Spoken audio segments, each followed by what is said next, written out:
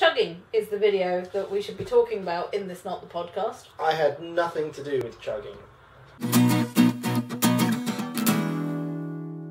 Chugging is a portmanteau of the words charity and mugging, and it's the name that has been given to the people who you'll see on the street who will try and who will sort of have been trained to use very open body language to sort of like block you into talking to them to get you to give your money away to charity. It's specifically direct debits. Yes, specifically it's direct not people debits. that dress in silly costumes Who and just say, want please the bucket, give money. yeah. And in fairness to the charity, the reason they do that is because if you sign up to a direct debit, then you actually get more of the money instead of having the one-off donation where it all goes on processing fees and everything. Yeah, but like it's sort of against the nature of charity giving, and they're paying these people to now collect for them as opposed to thousands of volunteers that people give up their time for free. As I can previously state, they don't pay you very much. And the best thing is, without charities, there'll be an influx of unemployed fundraisers, so of course they'll be next on our list. Mass grave will make up for all those minor Hang on. The majority of the people in the office that I was working in actually had direct debits of their own for charities. So, like, even if they were getting paid £6.50 an hour or whatever the minimum wage is by charities, like £5 a month of that was going back to the charity, which doesn't sound like very much, but when you put it all together in an office of about 100 people, it adds up. No, seriously. Okay. As soon as this guy goes, I'd forgotten why we stopped writing outside scripts. We had quite a few quick put together emergency sketch type ideas, but this was one that I'd actually worked on for a few months beforehand, before sort of bringing it to everyone and going, right, it's ready, which was nice. And I think the preparation time definitely paid off, because I love this sketch. I think it's one of the best we've done for a long time. Not to knock your extremely valuable contributions or anything anyone else has done, but I love this sketch. I'll just fuck off now. You sounded really unsincere when you were saying. I thought you were building up some sort of irony about how much you hated this sketch, but no, okay, you meant it, it's fine. Did it sound insincere to you? Comment. Yeah. Like, comment and subscribe if you think Mike sounds insincere and can't be trusted.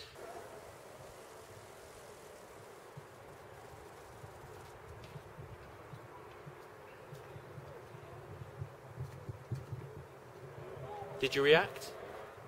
Yeah, did you not tell? No. That's how you know you're not reacting hard enough. Yeah. I don't know what it was about it, but as I was writing it, it didn't feel like it was in the same style that I normally write.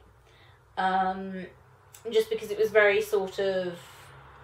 Your stuff usually a lot more abstract, I find. Yeah. This was very logical path. I mean, it was still quite abstract in its idea, but it was definitely... There was nothing surreal, there was no alternate universe to it. Yeah. It was just a very horrible person. A mass grave will make up for all those minor inconveniences over the years, won't it, sir? That's good, but now say the words instead of chewing them. Yeah. It was inspired by, at the time, I was working for a telephone company who would phone up and try and get people to subscribe to charities and do like monthly donations. And a lot of my job was just doing lapsed subscribers, so people who'd had to cancel, phoning them up and saying, oh, I see you cancelled, that's a shame, would you maybe like to just do less of a subscription per month, or is it okay, do you think you'll be starting again soon, or what's going on? And I hated it because it was a terrible job and I didn't get paid very much for phoning people up and annoying them. And it was very stressful. The people were lovely, but everything else about the job was awful. Because I got switched over to cold calling for a while, which is no contact at all before that day. So I'd be phoning people up and going like, oh, have you heard of Oxfam? And they'd be like, no. And I'd be like, you're lying. You'd also get people who I'm sure weren't that racist in their day-to-day lives, but were just claiming racism as an excuse to not give money to charity. And it's one of the only situations where you would possibly do that. And I just thought, like... I claim to hate people to avoid giving money to. Yeah, but I just had this thought of, like, Wouldn't it be brilliant if I phoned up and the next person was like, oh, I don't believe in giving money to those horrible foreign people. And every time I was so tempted to say, but if you give money to them, they'll go away. Like, if you throw money at this problem, it will go away. If you give us money, we will stop asking you to give us money. Do you see how that works? And so tempted, and I wasn't allowed to, so it kind of manifested itself in this sketch, which at first was written literally in the breaks between calls. So at like 5 minutes at a time, I'd just scribble down some jokes. I'm not going to pay to kill animals. Oh, but you'd pay to keep them alive. I think maybe less aggressive, more needly. Like, oh, but you'd pay to keep them alive? But you pay to keep them alive? Well, like, what is this, rather than, you're a dick for this? Yeah. We were all sort of working on different charities, and there were groups of us pitching for different charities, and I had some friends who had decided that Oxfam and British Red Cross and big sort of heavy humanitarian charities might be a bit too of an emotional pitch for them. So they were like, I'll try doing sponsor a dog instead, because who doesn't like dogs? And they were like... So it means that, like, 50% of the people they signed up were, like, 50% of the people they talked to would sign up, because they were like, yeah, I like dogs. I like dogs. But it's also just a kind of a one Do you like earthquakes in the Japanese? Yeah. Not particularly. But if you start with, do you like dogs, and someone says no, there's not really anything you can go from that. And they were saying, how can I turn that into something that I can talk people around on? And then it just kind of became this thing of like, you've got to make it about the bigger issue, so then this happened. Sponsor a dog, £4 a month. It's off screen, sadly. There we go! Movie magic. This is completely a natural position in which to stand. It does have a point to it, and I'm really glad that we've done it. Like, because kind of our opinions have crept into things before. When I did Broadband Narrow Minds, that was very much on the basis of, like, you do realise how stupid this mindset is of, like, certain people on the internet and certain conventions of, like, the way people talk. But I think this is the most out and out kind of messagey one, but it's also, like, just really smooth and funny and entertaining. It's not awkward in that way. Yeah. I am not going to pay to kill an animal. Oh, but you'd pay to keep them alive. Would you pay to kill that dwarf making noise in the middle of our take? Yep. Kill animals in the... Yes. Should it be arms crossed? But then I didn't fold them in the previous I think more frustrated, like, does anyone seriously take you up on this offer? I think the thing that is the most satisfying about that sketch is the chugger manages to get him on his own logic. Like, she gets him to say, you can't treat people like that, you can't treat animals like that. I'm not going to pay to kill animals. I would pay to keep them alive. She gives him the chance to do it, so he has to. Yeah. It's a very nice, logical sort of dum-bum-bum-bum-bum. Yeah. What are you going when you're doing your reaction, less of a, oh, you've convinced me. More just like, sort of, this is just a sudden change in track. I can't keep up with it, so just sort of stand there frozen for a bit. The stinger very nearly didn't get in. I debated about that. See, that's probably my favourite bit. Yeah, I was like, no, you have to put that in. That is so good. I debated about it for the longest time because it was originally going to be the punchline. Like, there was going to be the sponsor a dog, and then it was going to just carry on pre-credits. But it didn't fit right there. And I was very aware that it was a big, clunky line. It would have been difficult to deliver, difficult to remember, but also it just kind of... Like, it seemed like something that shouldn't really be in a comedy sketch. You know, just like when you sort of write something and you touch on something that's a little bit too real. It absolutely should be in a comedy sketch. Yeah, it should be for that very reason. But for some reason, as I was writing it, I was just like, I don't know if I want to put that in there. That just seems a little bit too preachy. And the best thing is, without that, bollocks. It's a good way to learn about stuff because you're much more open to taking in the information, and you're not like, okay, this is a chore of learning.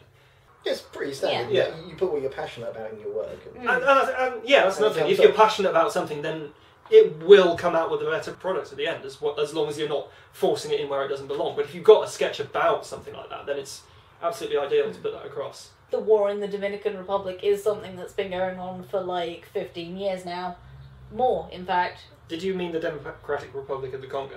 What did I say? You said the Dominican Republic, which I is know what not I the same meant. thing. No, I meant Democratic Republic of Congo. Racist. Who said that? If it's not England, it's the same place. Yeah. Wall to wall. Wall to wall tiger skin carpeting. No, I want to go that way. Yeah, so you want that to be that way. for the next line, if I know, it's a beautiful vision. I'm sort of looking to the stars. Right. The tiger skin covered stars. Are there actually less than 5,000 tigers? Because I actually thought it was less than that. Did you research that? There probably are less than 5,000, but I think it was just a case of like, because every study says something different, because every study is to do with a different breed of tiger. It's one of those things where there's enough animals that are technically counting as tigers. But like rhinos. Well, Giraffe. like it's the lesser spotted giraffe tiger. well, like there's less than, Grasshoppers. I think something like 1,000 Siberian tigers, which are the white tigers. But then there's also tigers which are... Oh, and they go like Russian tigers. Yeah, like all these different breeds of tigers. That's a bear. African tigers. Barely any of those left at all, the African tiger.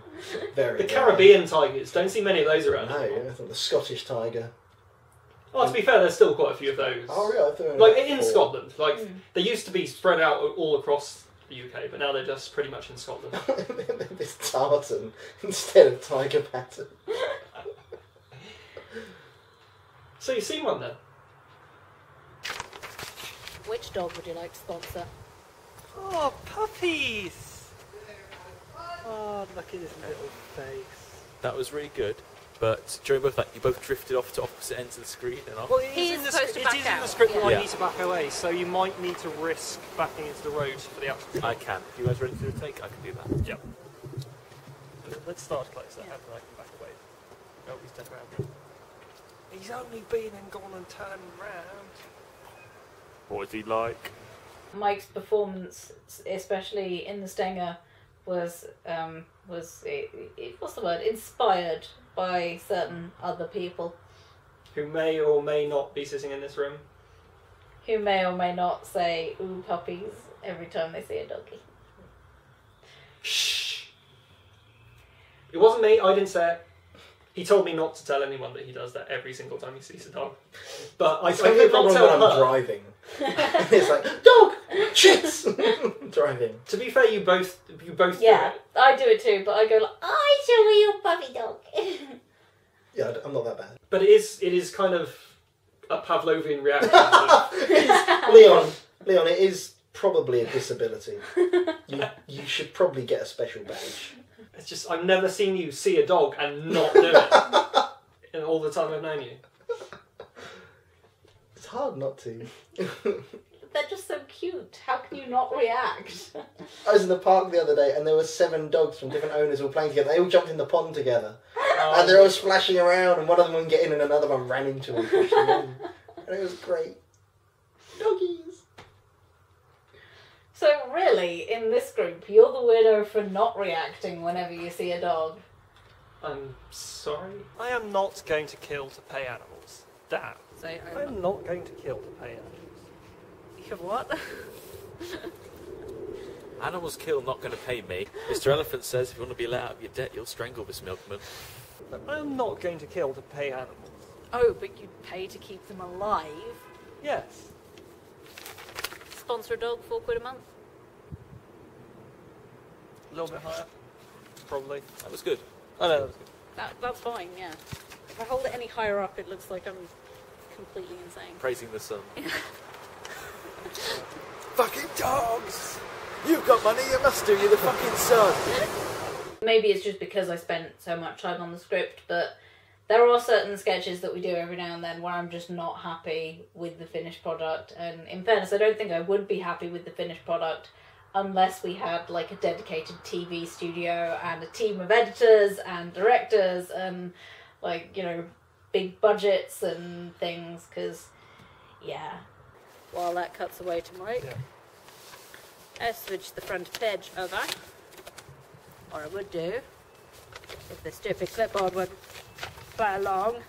I was reading the script over and over again, just giggling to myself beforehand, which I don't normally do. Like, I just started thinking, I should learn my lines, but then I was just reading through it for pure pleasure. and then we had some winds, a little bit too much wind noise on the recordings, and I think there are some things which we could have done to make the... Well, there definitely are some things we could have done to make the audio editing better. Is the wind going to be picked up on that, given that Not the at all. muffling doesn't really That's work? fine. Liar. No, it's honestly fine. It's not much of a breeze, really. It's the same amount of breeze we've had the whole time. We're actually facing away from the wind now, so... It's possible we might go back and just remaster it a little bit at some point. Just tweak it slightly for that benefit, because there are a few that have been put up in a bit of a rush that maybe we could do with a little work on it. And I just think this one is... We're so attached to it that it's probably worth it. Wait till this guy's gone. Yeah. Run away from this sketch. Run, don't walk from He's- the sketch. He's just thinking to himself, and he's like, don't like, thumb down. I much prefer Kids in the Hall.